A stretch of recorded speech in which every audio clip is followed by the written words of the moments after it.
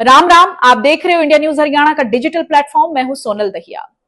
जब भी कोई बड़ा नेता किसी पार्टी ने छोड़ा है तो वो बहुत घने सवाल भी छोड़ जाए कि भाई आखिरकार क्या वजह रही होगी जो किसी नेता ने यो फैसला लिया है। काल तक जो किरण चौधरी हाथ का साथ थामे नजर आया करती है, बहुत ही तेज तर्रार नेता कांग्रेस पार्टी का पक्ष रखने वाली किरण चौधरी अब अचानक से कमल का साथ क्यों कर पकड़ गई, क्या ऐसी वजह रही जिससे वो कमल के साथ हो ली। अब इसके भीतर की एक जो इनसाइड स्टोरी है उसने आपस समझने की कोशिश करांगे। इस वीडियो में बात करांगे उन मुद्दों पे जो किते न किते एक बड़ी वजह रहे हैं कांग्रेस पार्टी के छोड़ने की, किरण चौधरी के। अब देखो, जो एक बड़ी बात है वो तो यही है कि भाई राज्यसभा चुनाव जो है वो नजदीक है, क्योंकि एक सीट जो है वो खाली है। दीपेंद्र हुड्डा उस सीट पे थे, उसके बाद उन्होंने जब लोकसभा चुनाव के लिए अपने आप को मैदान में उतारा तो उनको राज्यसभा से इस्तीफा देना पड़ा था। तो जो पॉलिटिकल पंडित है, जो राजनीतिक जानकार है, वो ये कह रहे हैं कि अब किरण चौधरी को वहां से राज्यसभा का सदस्य बनाया जा सके, बीजेपी की तरफ से चुनाव लड़वाया जा सके है।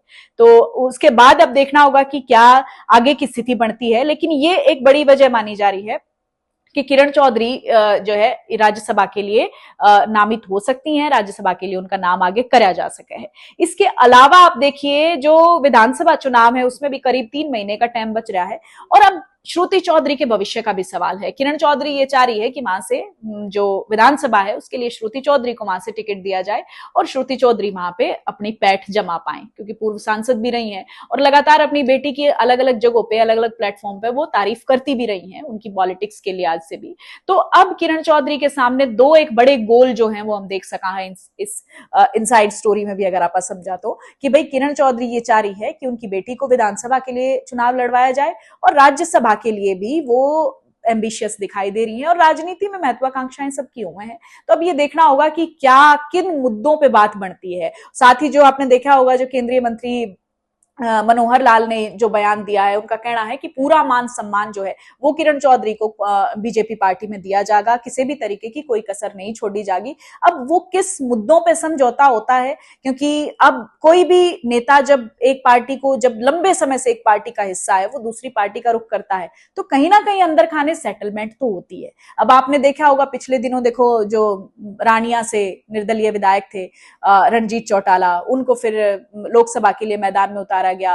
कैसे कुछ ही घंटों के अंतराल में जो है उनको टिकट दे दी गई थी लोकसभा की और तुरंत उनको बीजेपी की सदस्यता आनन फानन में दिलवाई गई थी। तो ये तो राजनीति का एक खुला मंच है, इस मंच पे किरदार बदलते रहते हैं, लेकिन अब अंदर खाने भी अपनी अपनी गोटियां सेट करने में सारे लागे रहे हैं। तो अब देखना होगा कि भाई किरण चौधरी को लेके जो बात कही जा रही है, चाहे वो राज्यसभा की सदस्यता को लेकर कही जा रही हो या फिर विधानसभा में आगे उनकी बेटी के लड़वाण की बात हो रही हो, क्योंकि इन चीजों पे कहीं ना कहीं कुछ सेटलमेंट तो हुई है जिसकी वजह से किरण चौधरी ने इतना बड़ा फैसला लिया है। और साथ ही साथ ये भी कहा जा रहा है कांग्रेस पार्टी के लीडर्स की तरफ से भी कि भाई ये पहले से ही इस तरीके का फैसला, इस तरीके का मन बना चुकी थी। अब वो बहुत पहले से कांग्रेस पार्टी के साथ नहीं थी। लेकिन यह भी एक लाजमी सवाल है कि जब आपका नेता पार्टी छोड़कर चला जाए तो आप उस पर सवाल उठा दो, लेकिन जब तक वो अपनी पार्टी के भीतर है तब तक उस पर कोई सवाल नहीं उठाया जाता। तो ये चीजें जो हैं वो चलती रहे हैं। ये गुटबाजी पार्टियों में एक तरीके से कांग्रेस इसको एक अलग स्वतंत्रता का नाम दे रही है, बीजेपी जो है इसको गुटबाजी कह रही है। तो ये अलग अलग राजनीति है, लेकिन कांग्रेस पार्टी में किरण चौधरी का ना होना और आगे बीजेपी में उनके ज्वाइन करने से किस तरीके से सेटलमेंट बिठाई गई है बीजेपी की तरफ से और जो किरण चौधरी है उनकी तरफ से, तो वो आगे के फैसले इस पे जो है सारी चीजें साफ करेंगे।